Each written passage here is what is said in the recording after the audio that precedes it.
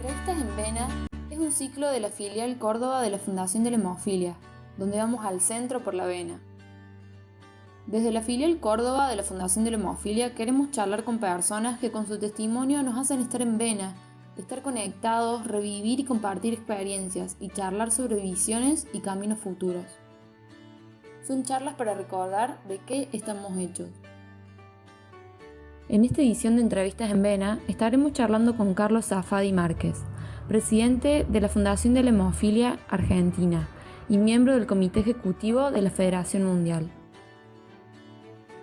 Entrevistas en Vena, un ciclo de la filial Córdoba de la Fundación de la Hemofilia, donde vamos al centro en Vena.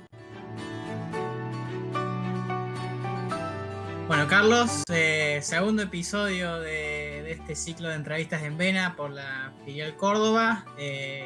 ¿Cómo estás? Primero te felicito por tu elección para el Comité Ejecutivo de la Federación Mundial y te saludo. ¿Cómo andas? Bien, bien, Pedro, por suerte bien, muchas gracias. Sí, fue todo un evento. Para la gente que no sabe, cada 2 años se renuevan los miembros del Comité del Board de la Federación Mundial. Y yo era el miembro del board más antiguo y era el único que reelegía. La verdad que no tenía muchas expectativas de ser reelecto. Todos los pronósticos y cálculos que había hecho, gané la elección. Así que contento porque es el reconocimiento de los colegas. Cada país tiene un voto y bueno, es la consideración del resto de que uno por lo menos está intentando hacer lo mejor que puede, ¿no?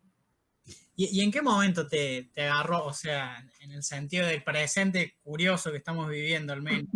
¿En qué momento te agarró esto que hacías vos que no te lo esperabas? ¿Cómo te agarró en cuanto a lo laboral, a vivir con la pandemia, a que también sos presidente de la Fundación de la Hemofilia Argentina? ¿En qué momento te agarra? Ya, es un momento raro porque los sistemas de salud están siendo exigidos en todo el mundo, no solamente en la Argentina, y el principal temor que teníamos todos nosotros era qué iba a pasar con la atención de los pacientes, ¿no? Eh, y bueno, como que todos fuimos aprendiendo sobre la marcha. Más o menos se fueron manejando las cosas. Y yo creo que en lo que hace al tema de hemofilia, la calidad de vida nuestra, de los pacientes, no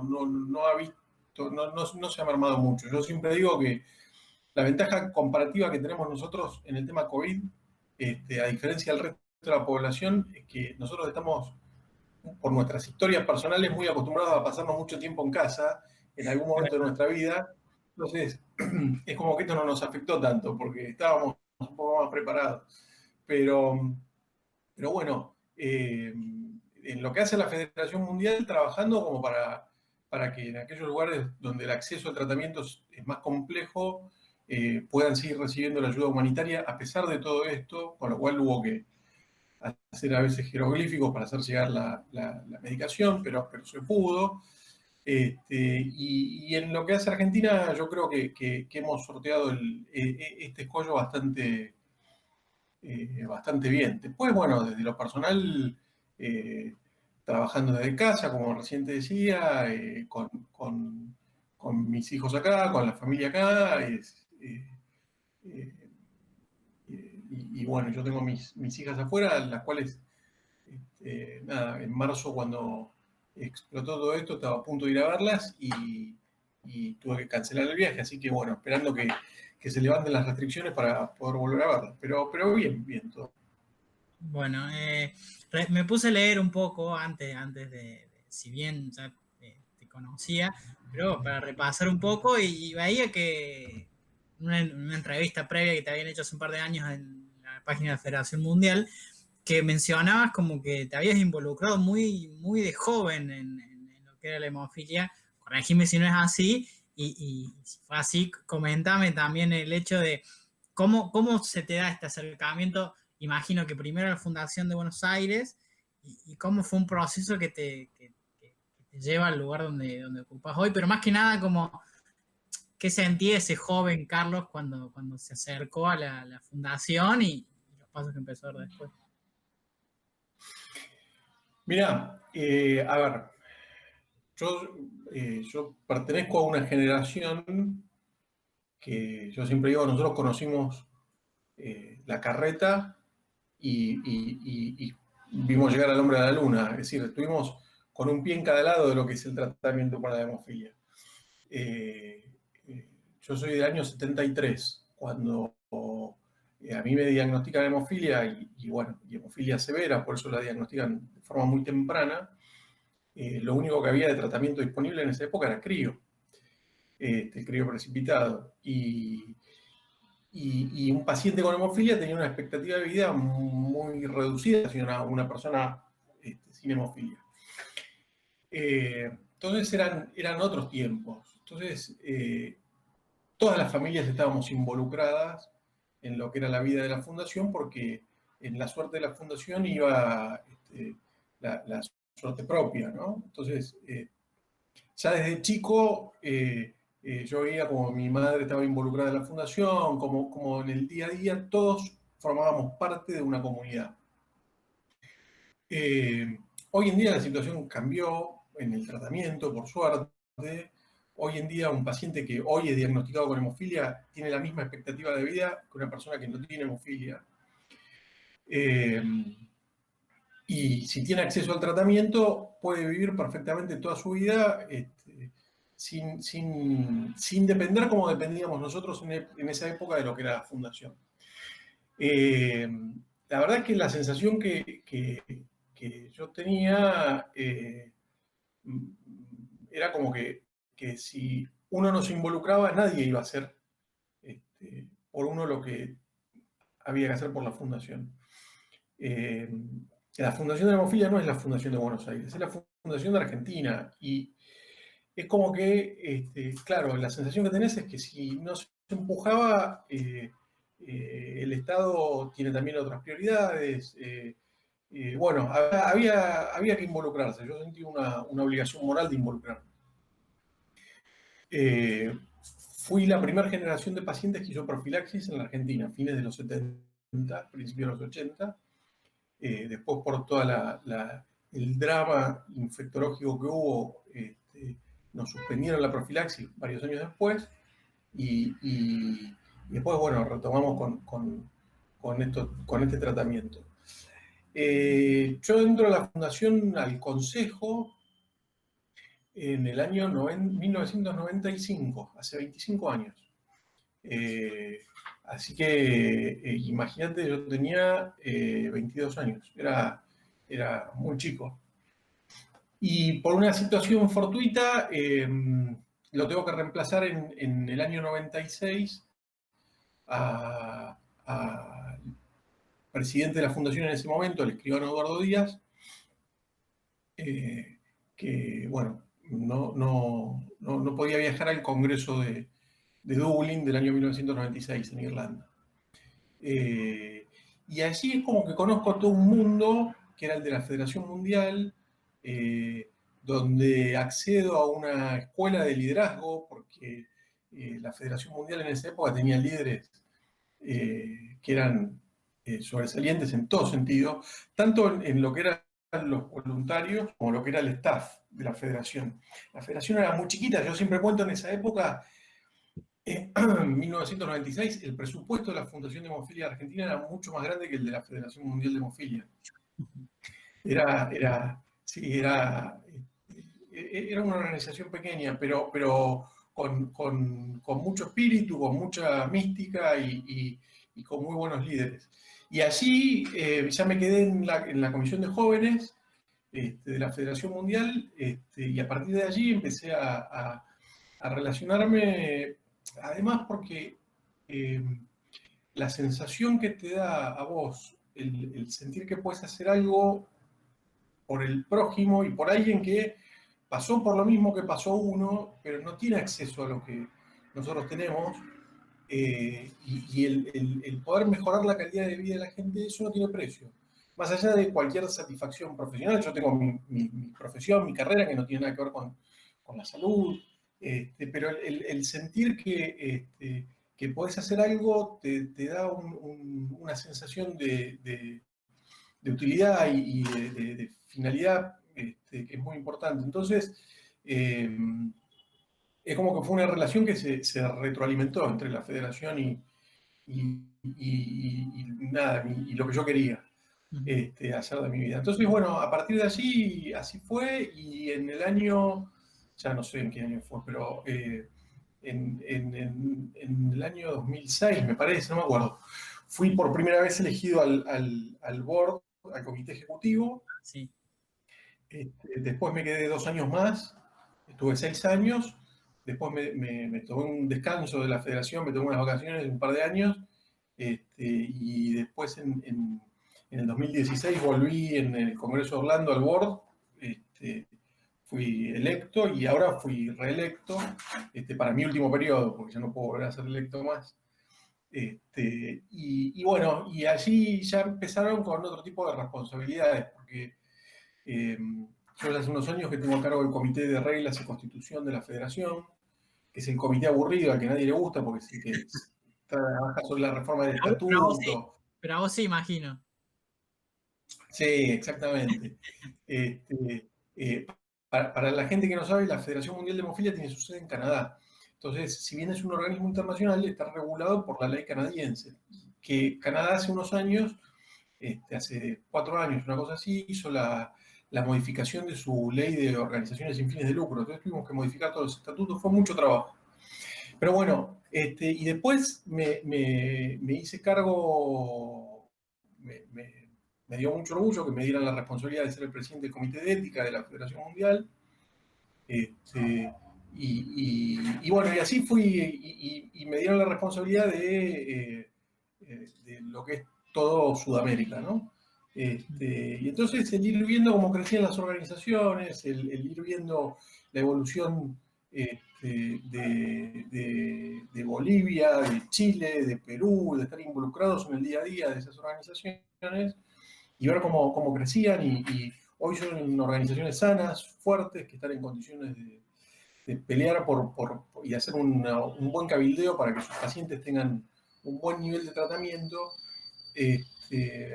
La verdad que me dio mucha satisfacción, me hizo sentir muy bien, ¿no? Y en cuanto a ese rol que vos, cuando tenías 21 años, que decís, te empezás a acercar, empezás a ver cómo era, y dijiste bien, o sea, que son diferencias contextuales en cuanto a los jóvenes de aquella época y los jóvenes de ahora, tampoco es que haya sido hace demasiado tiempo, no, tampoco está tan viejo. ¿Qué notas en cuanto a rol o en cuanto a qué hacer dentro de no solo la Federación Mundial, sino de las organizaciones, que bueno, cada una será particular, ¿no? Pero ¿cómo lo ves al joven hoy? ¿En qué lugar para insertarse? ¿En qué lugar debería trabajar? ¿O qué cualidades nuevas tiene? ¿Cómo lo ves? Mira, es muy difícil que en la actual circunstancia encontrar liderazgo en la juventud. No porque no hayan naturalmente líderes en los jóvenes, sino porque gracias a Dios se da la situación de que hoy hay muchas más cosas resueltas. Entonces, uno no tiene la necesidad de dedicarse con ese ímpetu, como era hace muchos años, al cabildeo y a la vida organizacional de lo que son las fundaciones de hemofilia. Entonces, lo primero que encuentro es que hay mucha dificultad para encontrar líderes jóvenes. Reitero, no porque haya faltante de jóvenes con liderazgo, sino porque, bueno, cada uno decide poner su libido en otras cosas, en su profesión, en su vida personal. Porque cuando a fin de mes el factor está en la ladera, es como que bueno, se dan muchas cosas por resueltas, aunque no es así en la práctica, pero bueno. Entonces, eso es lo primero que noto. Pero por otro lado, lo que sí veo como positivo es que el nivel de compromiso y los jóvenes que ingresan en este mundo del voluntariado tienen un nivel de integridad y de fortalezas y de preparación que es muy superior al que había hace 20 años. Hoy el acceso a la información es mucho más sencillo que hace un par de décadas, y esto hace que todos contemos con una información más acorde, más fácil, que ya no nos pueda vender espejitos de colores. Y bueno, esto yo creo que es muy positivo. Yo creo que es muy positivo. Yo creo que en nuestra sociedad la corrupción hizo mella desde ámbitos gubernamentales, dirigenciales y lo que fuere, pero el efecto que generó es muchos anticuerpos, por decirlo así, en los jóvenes. Y por eso siempre resalto el tema de la integridad. Hoy el perfil del joven que se acerca a la organización es quizás no el de un joven idealista, pero sí pragmático, pero íntegro. Digo. Nosotros sabemos en qué lado estamos. Yo siempre menciono que en el mundo de la hemofilia están quienes viven con hemofilia, quienes viven para la hemofilia y quienes viven de la hemofilia. Y las tres partes pueden convivir perfectamente de manera armónica, aunque a veces tengamos intereses distintos. Yo creo que eso hoy los jóvenes lo tienen muy en claro. Y eso es muy bueno. No es cierto eso que decían que antes los jóvenes luchaban por cambiar el mundo y hoy luchan por cambiar el auto. No, yo creo que los valores se han fortalecido, no me cabe duda. Es decir, en ese sentido hemos crecido mucho. Te llevo ahora al plano más recién decías, de una coordinación cuando hablabas de tus roles en la Federación Mundial, de una coordinación de América. Ahora ha sido reelegido, como dijiste vos. Hay un nuevo presidente de la Federación Mundial que es, por primera vez, alguien de este lado del mapa, por decirlo. ¿Qué ese proyecto, qué proyectas vos pensando en la hemofilia en América, sobre todo en Sudamérica, en los próximos años? Mira, primero tenemos todos una gran expectativa, ¿no? Lo digo perteneciendo a la organización, ¿eh? La Federación Mundial de Hemofilia ha sido siempre vista muy como una sociedad anglosajona o como una organización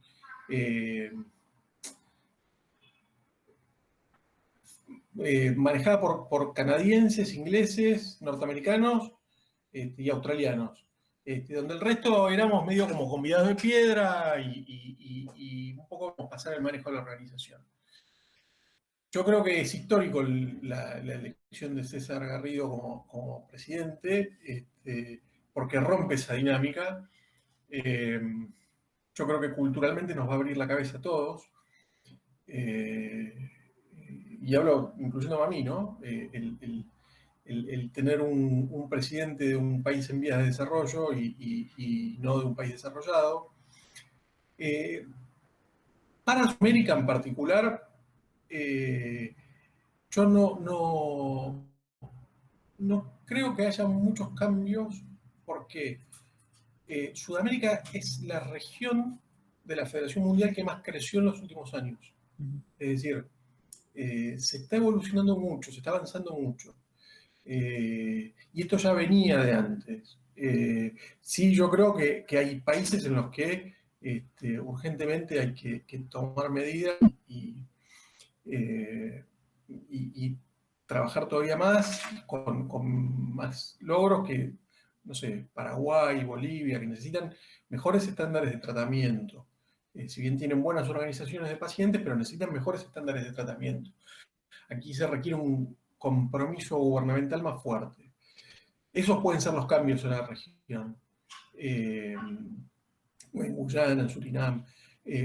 Esos pueden ser los cambios en la región más puntualmente. Pero sí no me cabe duda que quienes van a recibir el impacto positivo primero van a ser los países de África, de Asia, que tienen niveles inaceptables de tratamiento.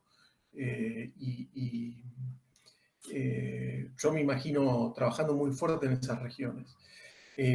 Pero también no solamente es el acceso al tratamiento, hay muchos desafíos por delante, porque en el mundo de la hemofilia en los últimos 20 años no pasó nada en términos médicos, nada de peso, ¿no?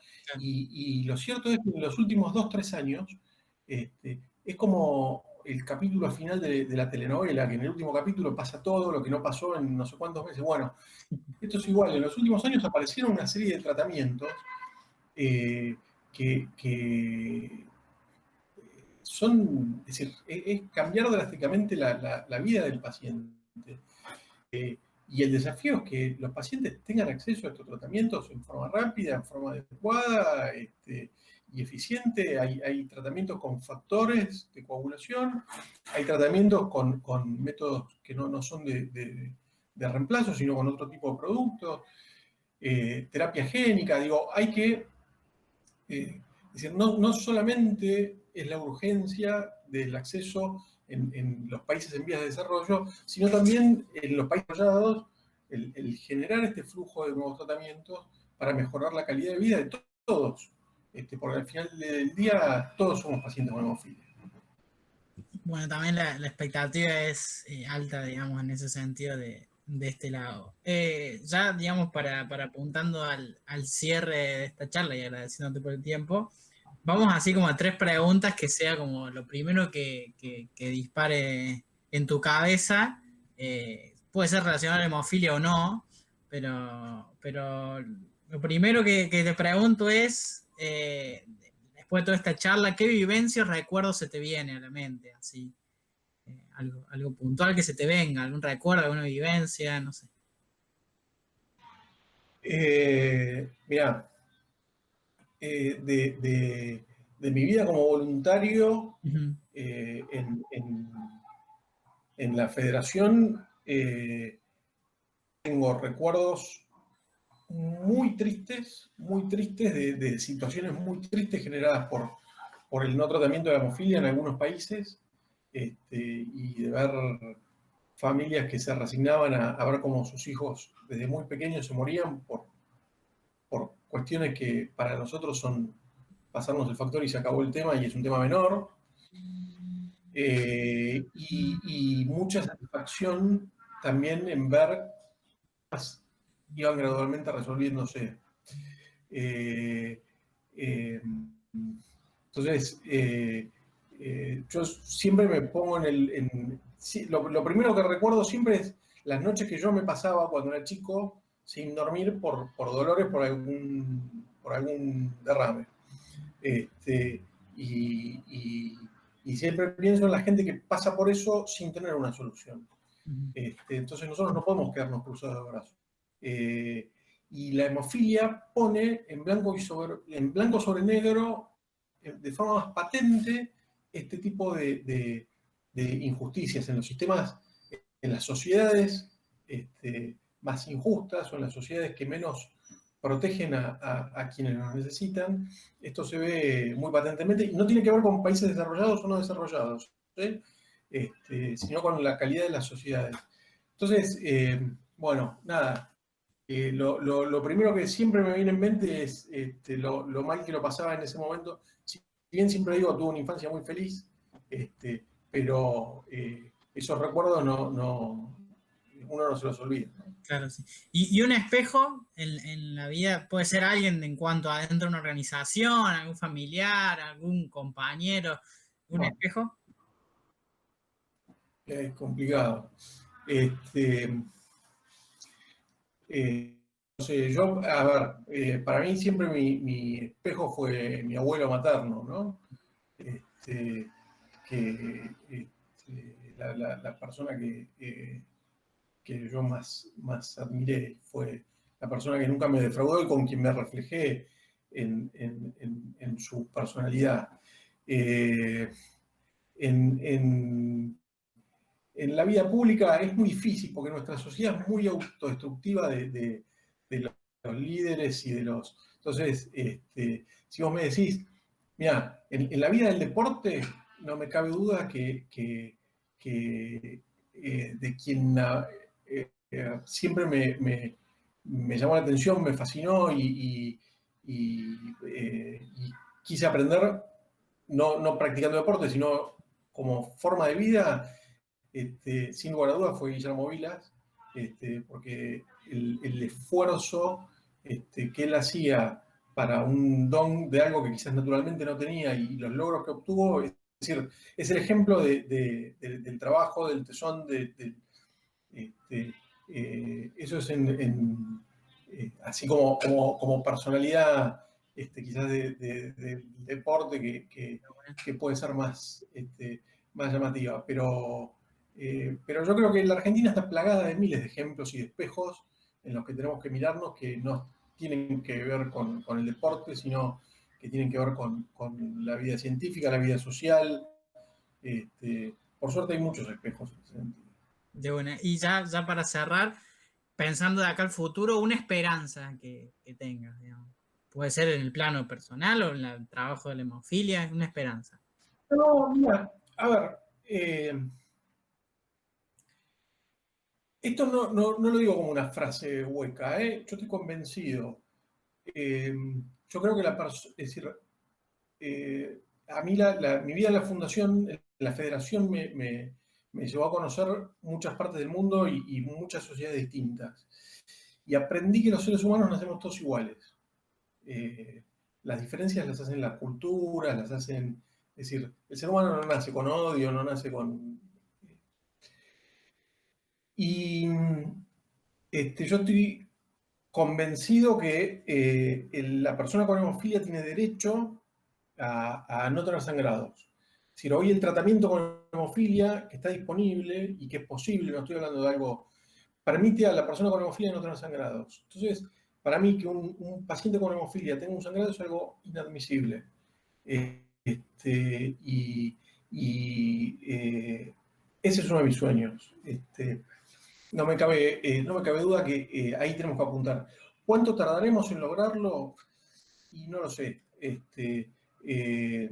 Yo no sé si la gente sabe, pero el producto que está dentro del frasquito, que el paciente con hemofilia se aplica y que es tan caro, en realidad el costo real de eso es más bajo que el del propio envase en el que viene. Entonces, me parece inmoral, me parece indigno que hoy un paciente con hemofilia siga teniendo sangrados sin poder manejarlos por falta de tratamiento. Y con eso hay que terminar. Yo creo que con eso hay que terminar. Y después de lo personal, nada, me encantaría ver alguna vez un país en el que las instituciones funcionen bien, que madure, que pueda crecer, que pueda desarrollarse, que no sea tan un país tan de enfrentamiento, de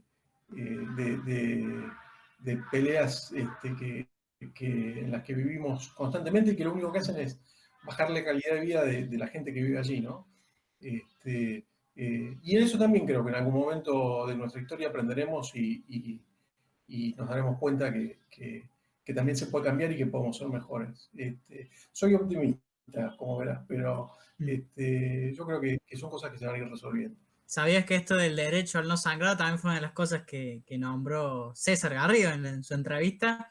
Así que bueno, mira, ahí tienen una coincidencia para seguir trabajando y luchando por eso. Sí, me lo robó César, le voy a cobrar el copyright. Le pasamos. Sí, César es un gran amigo, hace muchos años que nos conocemos y que venimos trabajando juntos. Y yo siempre lo que digo es, a diferencia de- de mucha gente que está involucrada en el mundo de la hemofilia, nosotros la hemofilia la sentimos y César tiene atrás un gran equipo de gente trabajando y yo estoy convencido que las cosas van a salir bien. Bueno, Carlos, te agradecemos enormemente, no solo por tu disposición. Espera, Sí. quiero sacar 2 minutos y quiero aprovechar como presidente de la Fundación de Hemofilia de la Argentina, este,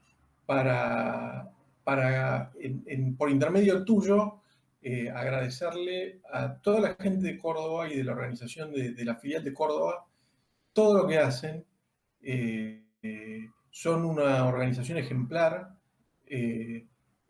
son el espíritu y la nafta de lo que históricamente siempre fue la Fundación de la Hemofilia de la Argentina. Este, y realmente me enorgullece mucho todo lo que hacen, lo que han hecho y lo que seguramente van a seguir haciendo. Así que, nada, tengo en mi débito el volver a Córdoba a visitarlos en una visita institucional, no personal, pero cuando se resuelva toda esta situación de pandemia en algún momento lo haré, pero no quiero dejar de decirlo, ¿sí? Es una organización ejemplar formada por gente ejemplar. Bueno, sin duda también es un orgullo ser parte de la Fundación de la Argentina y tener a líderes mundiales como lo sos vos, que claramente son un ejemplo y un empuje también para lo que es la filial. Así que nada, te agradecemos, Carlos.